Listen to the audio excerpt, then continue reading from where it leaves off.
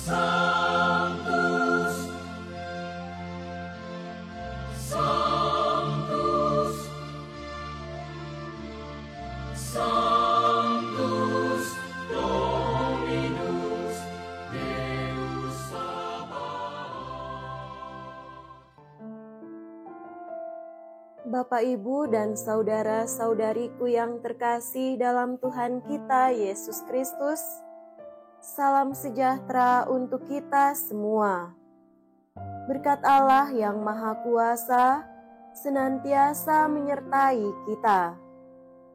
Marilah kita mendengarkan dan merenungkan bacaan-bacaan kitab suci hari Rabu tanggal 8 November tahun 2023. Bacaan pertama dari surat Rasul Paulus kepada jemaat di Roma, bab 13, ayat 8 sampai 10. Saudara-saudara, janganlah berutang sesuatu kepada siapapun, tetapi hendaklah kamu saling mengasihi. Sebab barang siapa mengasihi sesamanya manusia, ia sudah memenuhi hukum Taurat.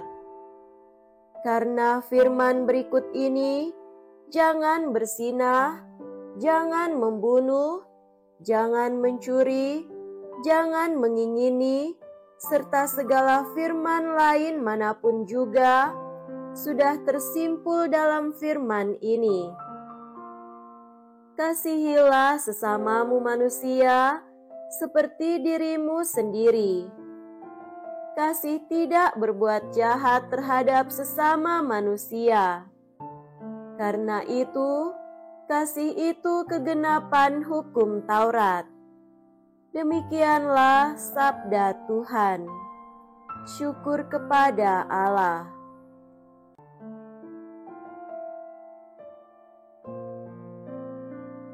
Semoga Tuhan beserta kita sekarang dan selama-lamanya. Inilah Injil suci menurut Lukas. Dimuliakanlah Tuhan. Injil Lukas bab 14 ayat 25 sampai 33. Pada suatu ketika, orang berduyun-duyun mengikuti Yesus dalam perjalanannya. Sambil berpaling, Yesus berkata kepada mereka, "Jika seorang datang kepadaku dan ia tidak membenci bapaknya, ibunya, istrinya, anak-anaknya, saudara-saudarinya, bahkan nyawanya sendiri, ia tidak dapat menjadi muridku. Barang siapa tidak memanggul salibnya dan mengikuti aku, ia tidak dapat menjadi muridku. Sebab siapakah di antaramu yang mau membangun sebuah menara, tidak duduk membuat anggaran belanja dahulu? Apakah uangnya cukup untuk menyelesaikan pekerjaan itu? Jangan-jangan sesudah meletakkan dasar, ia tidak dapat menyelesaikannya." Lalu semua orang yang melihat itu akan mengejek dengan berkata, "Orang itu mulai membangun, tetapi tidak dapat menyelesaikan." Atau raja manakah yang hendak berperang melawan raja lain, tidak duduk mempertimbangkan dulu, apakah dengan 10.000 orang, ia dapat melawan musuh yang datang menyerang dengan 20.000 orang? Jika tidak dapat, ia akan mengirim utusan selama musuh masih jauh, untuk menanyakan syarat-syarat perdamaian. Demikianlah setiap orang di antaramu yang tidak melepaskan diri dari segala miliknya, tidak dapat menjadi muridku. Demikianlah sabda Tuhan. Terpujilah Kristus.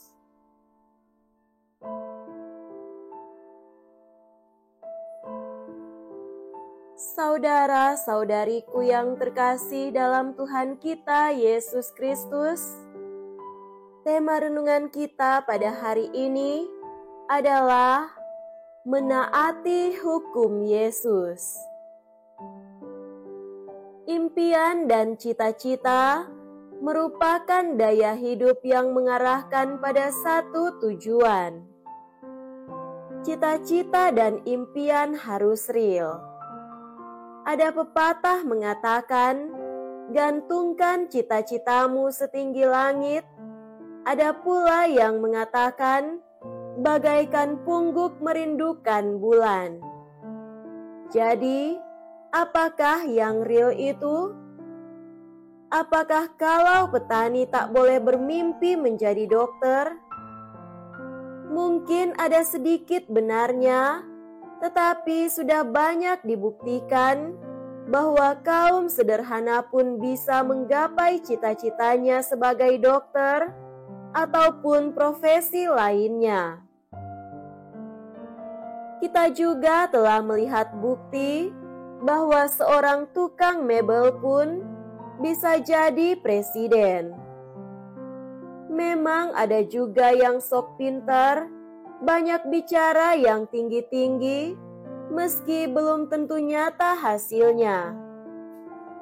Yang lebih banyak lagi adalah yang mau supaya impiannya langsung tercapai tanpa usaha.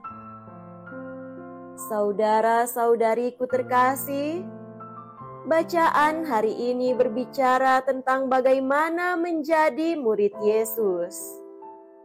Beberapa hal disampaikan dalam Injil untuk menjadi murid Yesus. Pertama, seseorang harus lebih dahulu duduk dan mempertimbangkan masak-masak keputusannya. Kedua, apakah ia akan mampu mengikuti aturan mainnya? Dan yang ketiga, apakah ia bisa menyangkal diri dan mau memberikan diri seutuhnya demi cita-cita itu? Yesus tidak menjanjikan jalan mudah, apalagi instan, melainkan jalan salib. Yesus tidak menghendaki muridnya hanya sekedar mematuhi hukum-hukum manusiawi yang landasan adilnya adalah aku beri engkau terima, engkau jual aku beli. Menjadi murid Yesus tidak bisa hanya mengikuti kemauan sendiri. Yesus menghendaki agar hukum Allah, yakni hukumnya harus menjadi landasan para murid untuk hidup dan bertindak. Hukum Yesus tidak lain adalah kasihilah musuhmu dan berdoalah bagi orang yang membenci kamu. Rasul Paulus dalam bacaan pertama hari ini menegaskan supaya kita sebagai murid Yesus jangan pernah berhutang, kecuali hutang kasih kepada semua orang yang harus dibayar selalu pada waktunya sampai cita-cita hidup kita tercapai, yakni hidup bersama Yesus dalam kemuliaan Bapa di sorga. Semoga demikian. Amin.